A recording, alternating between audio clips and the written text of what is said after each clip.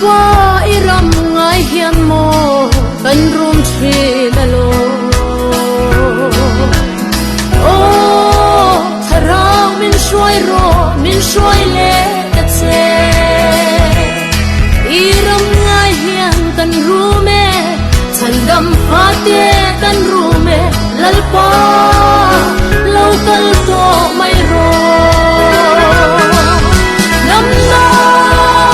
lui alwam sande lanti o chumun karam ngai zai ona beram no soi moim zai nan phak ning lo amen athiang nim e ti in